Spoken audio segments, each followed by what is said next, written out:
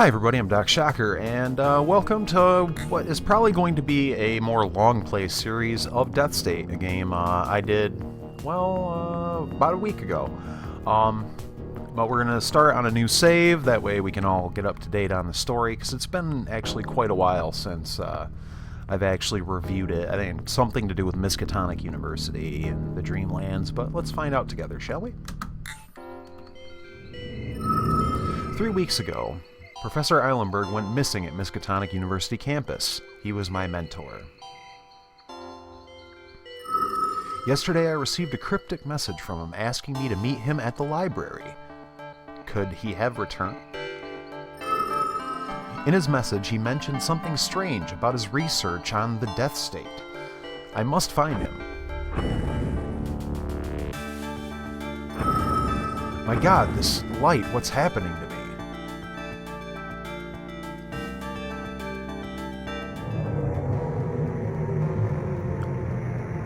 You enter somewhere in between. Alright, so here's our quick and dirty look at the controls, which we pretty much know about. And here is the library that we know so well. We have nothing of the bestiary unlocked, probably nothing of the items. So, yeah, all kinds of... Got our stats, and our items. So, basically, completely fresh start. Let's see. Probably have none of the characters unlocked, because we'd be seeing them stationed at various locations throughout the library, so we really have nothing else left to do but go. You are so new. Long it has been since there was something new. So here we go. So for those of you who didn't watch the quick look, this game is what's referred to as a one-stick shooter. All of the shooting of the character is done automatically at targets on its own. Let's see what we have. Unknown Relic. The Pygmy Idol. So that is a magic item, which would be tagged on our E. Basically, we're going to be navigating through a series of procedurally generated levels and gathering items. There are definitely some parallels to be drawn between this and The Binding of Isaac, although, as you can see, the level design is far more open, and everything has a much more Lovecraftian slant to it. So we'll be dealing, you know, pretty much with threats that have been outlined by H.P. Lovecraft and his contemporaries, and people who have also, you know, kind of carried on that tradition. August Derleth, Brian Lumley, people like that. Those are the only two I could really think of. William Hope Hodges would probably, he wouldn't exactly be a contemporary, but there's probably some of his weird fiction is also probably injected in here along the way. Suffice to say, I've played 10-12 hours of this game. I've yet to beat it. That's something I hope to remedy soon.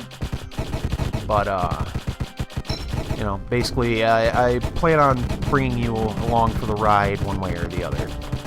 So, basically, we're just kind of in the process of gathering loot for ourselves.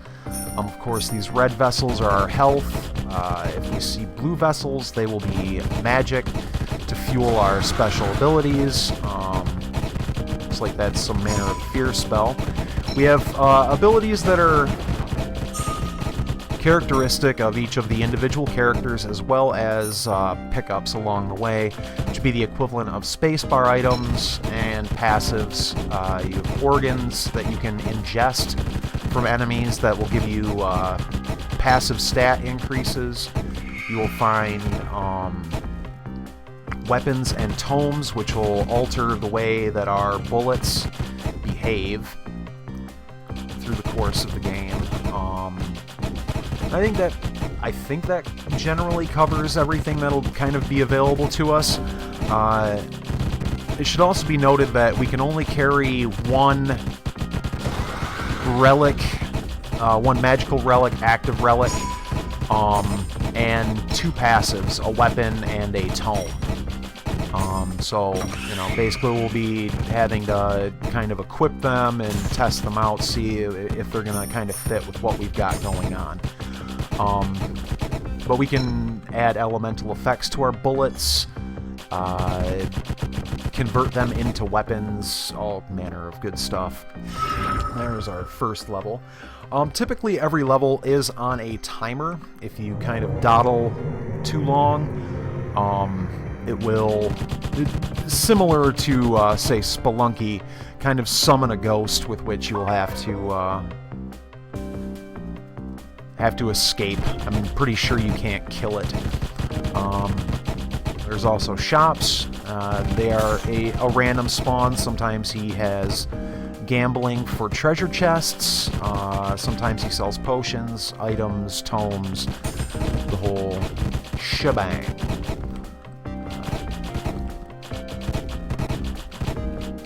As you could probably see earlier in the video when it gave us the control layout, we do have some dodging available to us.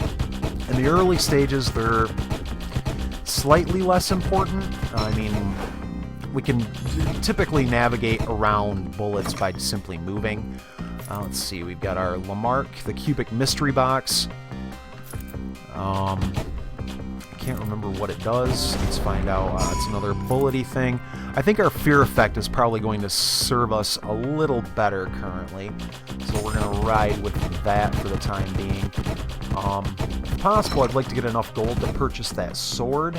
Ah, yes, potion. We found a potion. Potions are similar to pills from The Binding of Isaac in that they have an unknown effect until you drink it, and typically the effect is reshuffled. We've got a champion up here, much harder to kill, but typically they also have a lot more to offer than your normal enemies in the way that they will drop organs, they will drop, case in point, unknown organ, the ruddy eye gives us 10% damage, which is pretty good. We'll take our potion, see what it does. Not good. It just resurrected pretty much everything I've killed so far. Well, including the champion, which in and of itself I'm okay with if he drops another organ. Let's try to spook him, scare him off, hit him with stuff, but no second drop. That'd be probably too easy in all sincerity. Pick up that potion. If I can find another 10 gold, I'll be a pretty happy camper. We'll go get that sword. Not sure what precisely it would do. There's 5.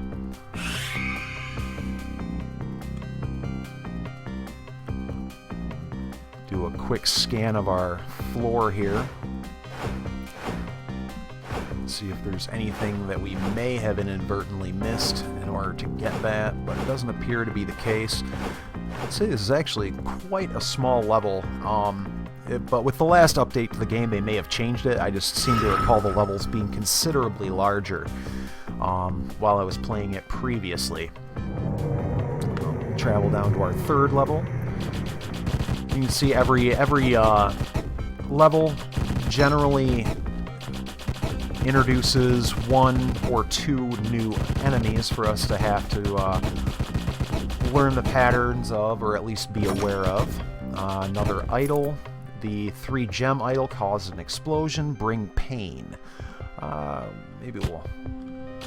Actually, I think our character special already does something similar. And I think if we start getting crowded by too many beefy enemies, we may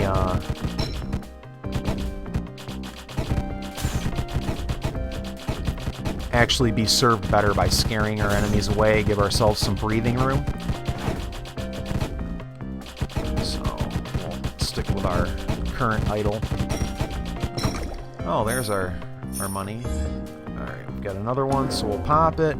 That is a slow spell, or a slow potion, which is not going to serve us very well, because I think that only slows us down and not the enemies. So, alright, at least the effect is short-lived. Didn't inadvertently kill us or anything.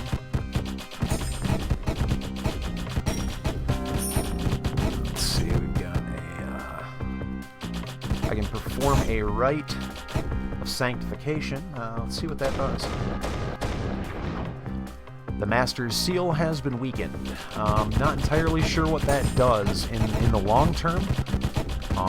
Maybe it weakens a boss or something. It's because every 4 levels you encounter a boss monster that you have to beat. And there's a small rotation of bosses that you have to fight, which at the moment I'm feeling woefully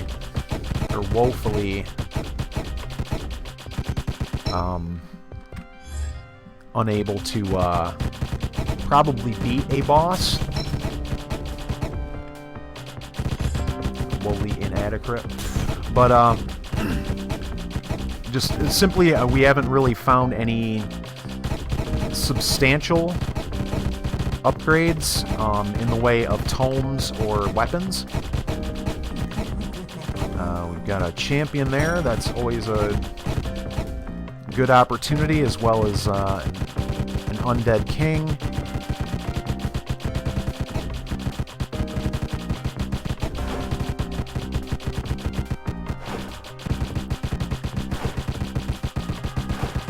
As long as we can kind of stay out in front, do our little side steps, and kind of keep ahead of his telegraphs, we should be okay. Alright, there is an axe for us, which should be a boon.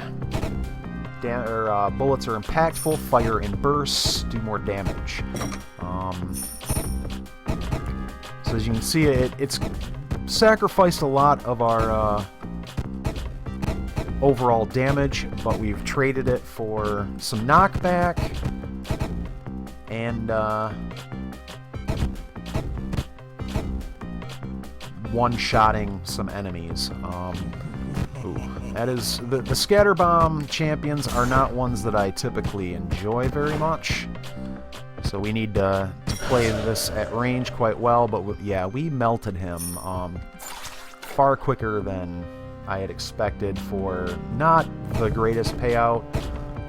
Magic points they're nice, but very seldomly have I ever been able to really magic my way out of a situation.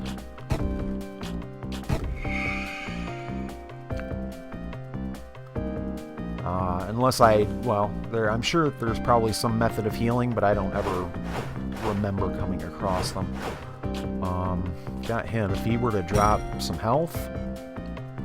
Alright, so here we go. Yep, the darkness you feel the darkness closing in, which is pretty much our cue to get the heck out of Dodge. We're fighting the Crystal Council, the glittering ones. Basically, you'll have 4 bosses, and I think upon taking them out, they will form into one uber boss, which it's beginning to feel as though that probably will not be occurring on this particular run.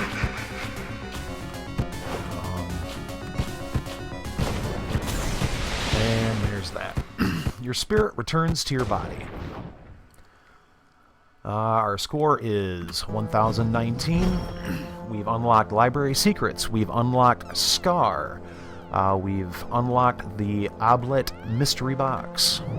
And we are returning to the realm in between. So I think this here is possibly our endless mode.